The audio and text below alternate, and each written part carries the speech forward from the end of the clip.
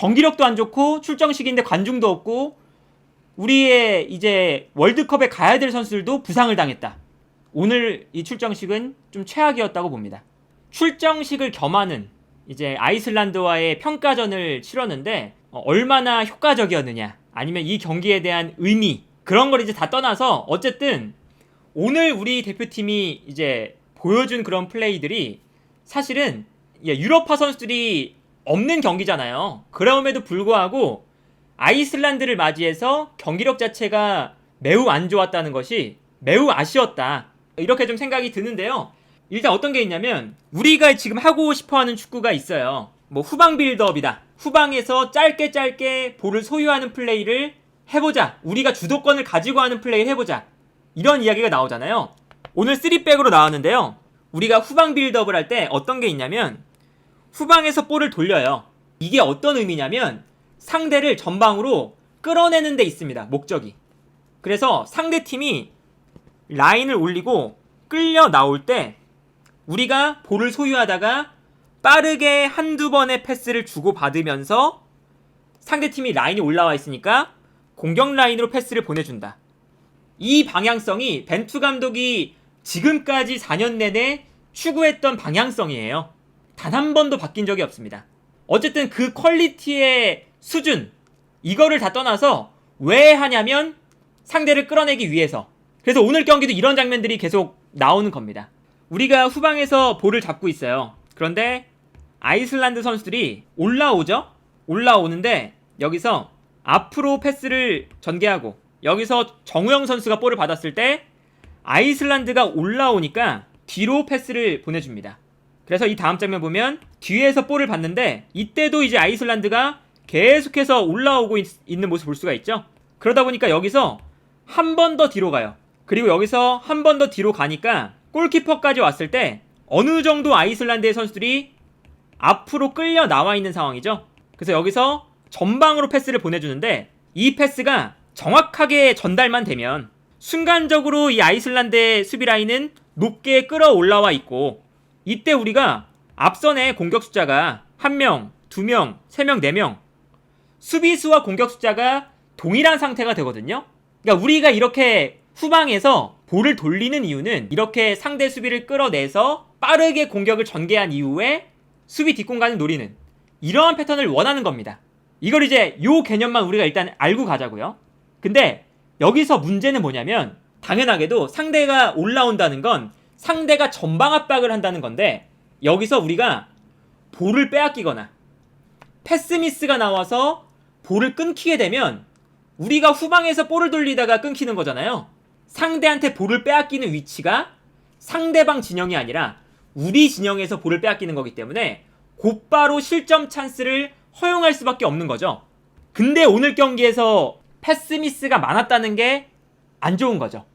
그러니까 뭐 벤투 감독이 어떤 그림을 그리는지 알겠어요. 상대를 끌어당기고 빠르게 올라간다, 이건 알겠는데 오늘 경기에서 그러한 퀄리티를 보여줬느냐? 경기 장면 보시면 이 장면도 보세요. 후방에서 볼을 돌리는 상황인데 이때 상대팀 선수들이 앞으로 달려나오고 있습니다. 그러니까 우리가 역으로 상대가 달려나올 때 빠르게 전방으로 패스를 보내줘야 되는 장면이었죠. 근데 여기서 패스 미스가 나와요. 이렇게 되면 상대를 끌어당기는 게 아무런 의미가 없어지는 거죠. 패스 미스가 나오니까. 이렇게 터치라인 바깥으로, 경기장 바깥으로 나가는 패스는 그래도 이제 괜찮아요. 스로인을 주거나 뭐 골킥을 주거나 코너킥을 주거나 이렇게 아예 경기장 바깥으로 나가는 건 모르겠는데 이 장면 보세요. 아이슬란드가 압박을 하고 있는데 후방에서 볼을 돌리고 있는 장면이거든요. 근데 여기서 이 다음 장면을 보면 중앙에 있는 선수에게 분명히 거리가 멀지도 않았어요. 아주 가까운 거리였는데 패스 미스가 나옵니다. 상대팀을 끌어놓는 건 좋았지만 여기서 패스 미스가 나와서 패스가 끊겨버리면 상대팀에게 결정적인 득점 찬스를 주는 거거든요. 이 장면뿐만이었냐? 계속 똑같은 장면 나옵니다. 이 장면도 보세요. 권창훈 선수가 내려와서 볼을 받는 상황인데 여기서 볼을 돌리다가 패스 미스가 나와요. 패스 미스가 나오면서 상대 공격수가 너무나 좋은 위치에서 볼을 받죠. 그리고 우리가 공격을 전개하다가 볼을 빼앗기면 우리가 올라가고 있는 상황이기 때문에 역동작이 걸리면서 결정적인 찬스를 허용하게 돼요. 그러면서 이 장면에서도 순간적으로 수비가 무너지면서 측면으로 뛰어나가는 선수에게 패스가 들어가고 여기서 결정적인 찬스가 나오는 장면이거든요. 이런 장면들이 아이슬란드하고 했을 때도 나왔는데 우리가 이제 상대해야 되는 팀들은 우루과이, 포르투갈, 가나입니다. 분명히 아이슬란드보다 훨씬 더 강한 팀이에요. 수아레스, 누네스, 가나의 이냐키 윌리엄스, 쿠두스, 포르투갈의 호날두, 레앙, 이런 선수들한테 찬스를 내주는 거거든요. 근데 이런 선수들한테 찬스를 내주면 과연 우리가 실점을 안 하겠느냐라는 거죠. 그리고 우리가 후방 빌드업 할 때 골키퍼에 대한 미스도 많이 나왔어요. 예를 들면 이 장면을 보시면요, 김승규 선수가 볼을 잡을 때 압박이 들어오거든요. 근데 여기서 측면에 있는 윤종규에게 패스를 보내줘요. 근데 여기서 패스가 너무 완만했어요. 그러니까 채공 시간이 길다 라는 거거든요. 채공 시간이 길면 어떤 상황이 나오냐면요, 골키퍼의 패스가 우리 동료 선수에게 가는 시간적인 길이가 길어지니까 상대팀 입장에서는 압박을 할 수 있는 시간적인 여유가 생기는 거예요. 그래서 김승규 선수의 패스가 너무나 채공 시간이 길다 보니까 압박을 당하면서 이 장면에서도 우리가 볼을 빼앗기는 장면이거든요. 이 장면도 보세요. 김승규 선수가 볼을 잡았을 때 아이슬란드가 많이 올라오거든요. 근데 여기서 김승규가 전방으로 패스를 보내줬는데 이때 아이슬란드 선수에게 패스를 했습니다. 그래서 여기서 볼이 끊기는 장면인데 우리가 후방 빌드업을 하다가 끊기니까 골문 앞에 아이슬란드 선수가 더 많아요. 그런데 이게 아이슬란드를 상대로 이런 장면이 나왔으니까 우리가 실점을 안 했지, 우루과이, 포르투갈, 가나의 공격수들은 이러한 상황에서 득점으로 연결될 수 있는 확률이 엄청나게 높아집니다. 이제 그렇기 때문에 이제 오늘 경기에서 우리가 이제 생각을 해야 되는 건, 물론 유럽파가 빠졌어요. 손흥민, 황희찬, 이재성, 황인범, 김민재, 우리 베스트 11의 영향력이 아주 큰 선수들이 많이 빠져 있었습니다. 그건 이제 우리가 알겠는데, 그럼에도 불구하고 우리의 상대팀이 오늘 경기에 수준이 엄청나게 높은 팀도 아니고요. 오늘 아이슬란드는요, 주전 선수들도 안 온 팀이에요. 아이슬란드 리그가 끝나서 아이슬란드 리그에서 뛰는 선수들이 왔고요. 그러다 보니까 오늘 아이슬란드 대표팀에 국가대표팀 경력이 2경기, 3경기 이런 선수들이 많고 데뷔를 하는 선수들도 많았어요. 핵심 선수인 군나르손 그리고 빅토르 팔손, 요 두 선수는 A매치 100경기 그리고 한 30경기 이렇게 베테랑 선수들이거든요. 핵심 선수들이에요. 근데 개인 사정으로 오늘 경기에 빠졌습니다. 그러니까 사실상 아이슬란드 대표팀 내에서도 1군이 아니었어요.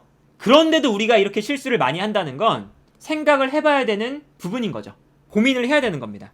우리가 또 하고 싶어하는 축구 중에 하나가 어떤 게 있냐면요, 이렇게 상대를 끌어내는 것도 있지만 상대가 후방에 있을 때 우리가 한번 전방 압박을 해보자, 이 포인트도 있죠. 그래서 우리가 전방 압박을 해요. 그리고 이 전방 압박은 어떤 팀을 만나도 전방 압박을 적극적으로 가져갔습니다. 그리고 우리가 월드컵에 나가서도 아마 전방 압박을 해야 되는 타이밍에는 아주 강력하게 할 거예요. 근데 이렇게 전방 압박을 한다는 뜻은 뒷공간이 나온다는 뜻이고, 이렇게 뒷공간이 나온다는 뜻은 수비 라인에서 아주 안정적인 수비를 펼쳐줄 수 있어야 된다는 거죠. 그리고 월드컵에서는 이 뒷공간으로 뛰어들어간 선수가 누네스, 이냐키 윌리엄스, 호날두, 레앙, 요런 선수들입니다. 근데 오늘 경기 보시면요, 너무 단순한 패턴들이 많이 나왔었거든요. 아이슬란드가 공격 작업이 그렇게 좋은 팀이 아니니까 단순하게 나왔어요. 그래서 우리가 수비 라인이 올라왔을 때 이 뒷공간으로 패스를 그냥 길게 넣어줄 때가 있었죠.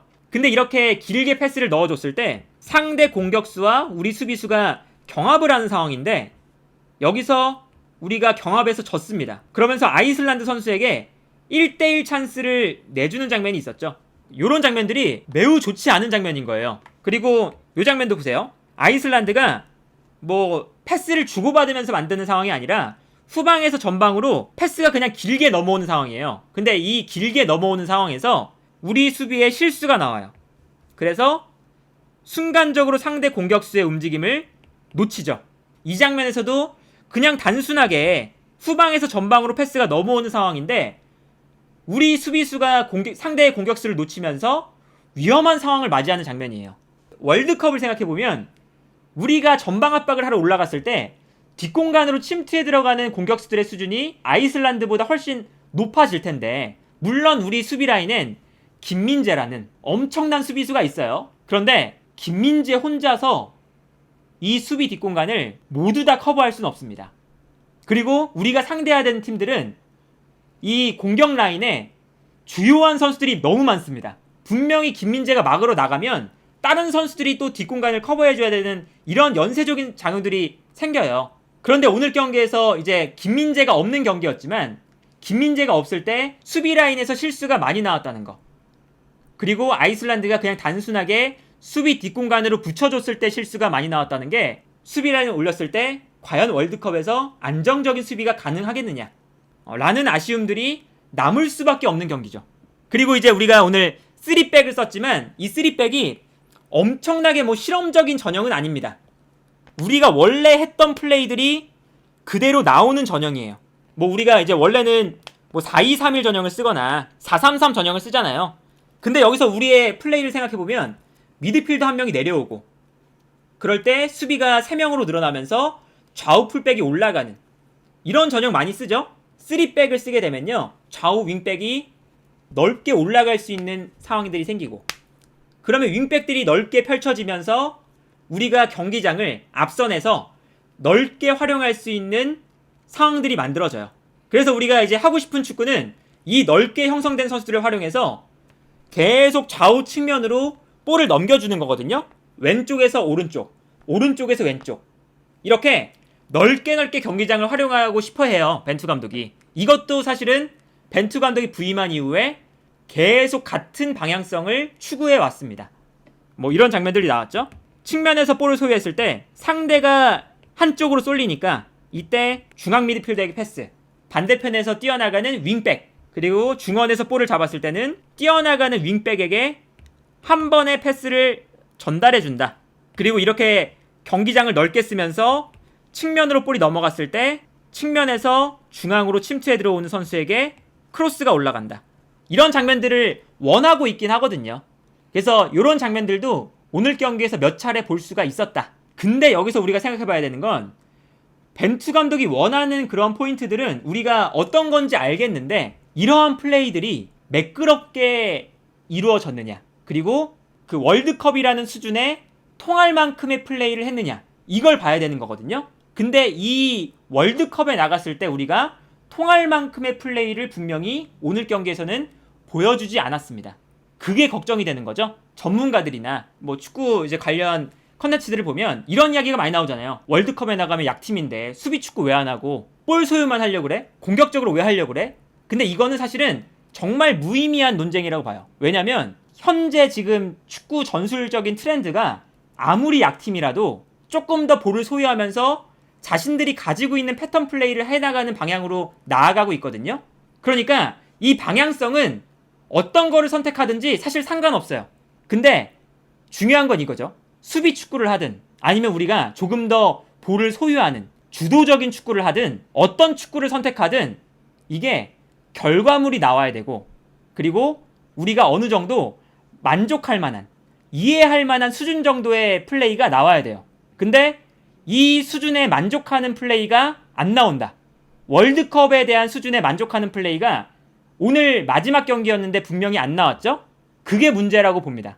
그래서 오늘 경기는 해외파가 빠져 있었지만 우리 경기의 퀄리티가 월드컵에 나갔을 때 그렇게 유의미한 수준의 플레이가 나왔느냐? 그렇지 않았다. 그리고 오늘 같은 그런 출정식이 의미가 딱히 있느냐? 일단 우리가 출정식이라고 하면 사실은 우리가 월드컵에 나갑니다. 이런 것도 있지만 우리 팬들의 또 지지를 받으면서 으쌰으쌰 하는 게 있어야 되는 건데 이게 사실은 그런 것도 전혀 없고요. 금요일 저녁 아주 좋은 시간대에 접근성이 좋은 곳에서 한 것도 아니었고요. 그리고 우리의 상대팀이 좋은 상대팀이 온 것도 아니었고, 그러다 보니까 아무래도 관심도가 떨어졌어요. 출정식에 대한 관심도가. 축구 팬들의 응원을 받으면서 선수들이 카타르로 떠납시다. 요게 일단 안 된 거죠. 첫 번째. 그리고 이 출정식에서 경기력이라도 좋았으면 모르겠는데 핵심 멤버들이 안 온 아이슬란드를 상대로 경기력도 안 좋았어요. 그러니까 이 출정식이 우리 분위기를 띄우는 시간이 돼야 되는데 분위기도 띄우지 못하는 시간이 되어버린 거지. 그래서 뭐 오늘 저는 출정식이 매우 안 좋았다고 봅니다. 심지어 여기에 박지수, 정우영 두 선수가 부상으로 나갔죠. 경기력도 안 좋고 출정식인데 관중도 없고 월드컵에 가야 될 선수들도 부상을 당했다. 오늘 이 출정식은 좀 최악이었다고 봅니다. 최악의 출정식이었다.